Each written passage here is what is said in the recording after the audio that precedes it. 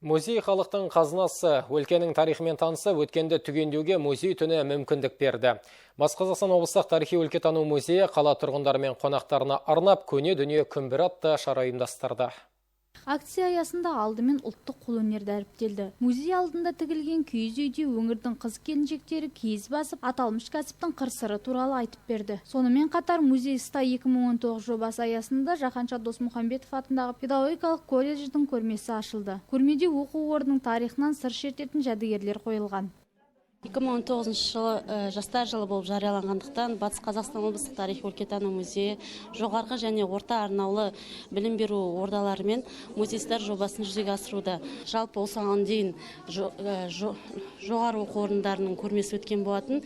Енді бүгін қазан айынан бастап орта арнаулы білім беру ордаларының көрмелері жалғасуда. Тамыз айында бастау алған музейлер шеруі республикалық акциясының эстафетасын Атырау облысынан қабылдап алған облыстық тарихи өлкетану музейі кезекті Ақтөбе облысына жолдады. Шара барысында мерекелік концерт ұйымдастырылып, бағдарламаның өтуіне қатысқандар марапатталды. Міне бүгін сол сәтті күннің көрермені болу бақыты бұйырып, Батыс Қазақстан облыстық тарихи өлкетану музейінің музей түнінен көрермені ретінде қатысып отырмыз. Бұл музейдің өзге музейлерден ерекшелігі ғимараттың өзінің тарихи орында орналасуы. Музей қорындағы аса құнды жәдігерлер және музей басшысы Мейірболат Бижанұлының бастамасымен осындағы әріптестердің музей түнінің өзге музей күндерінен ерекше қылып өткізуі. Жаңа Батыс Қазақстан өлкесінің тұрғындарын Атырау өңірінің тарихи құндылықтарымен қоса насихаттауы бұл үлкен жетістік деп білеміз.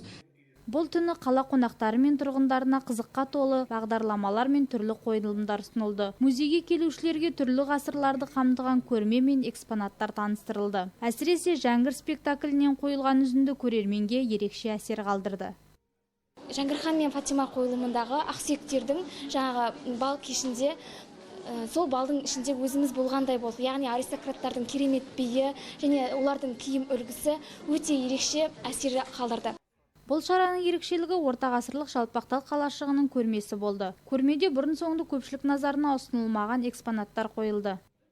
Біз күні кешеге дейін орта ғасырлық сарайшық және жайық қалашықтарын біліп келдік. Алайда археологиялық барлау жұмыстарының нәтижесінде үлкен және кіші өзеннің ең жақын жерінен тағы бір қалашықтың орны табылды. Оған жалпақтал атауы берілді. Казталов ауданында орналасқан қалашықтан 14 ғасырға тән қыш құмыралар мен алтын теңгелер, алтын күміс салпыншақтар мен сырғалар табылған. Все уральцы могут увидеть.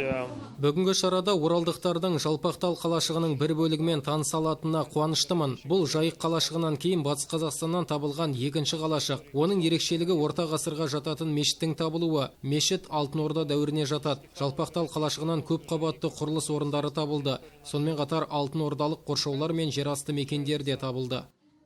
Түнгі музей шарасы сағат кешкі 7-ден түнгі 3-ге дейін жалғасты. Тарихты білу борыш. Туған өлкенің тарихынан сыр шертетін музейді 5000-нан аса көрермен тамашалады. Ажаргүл Алиева, Алтынбек Тынышқалиев, Асылжан Қадимов, Ақжайық арнасы.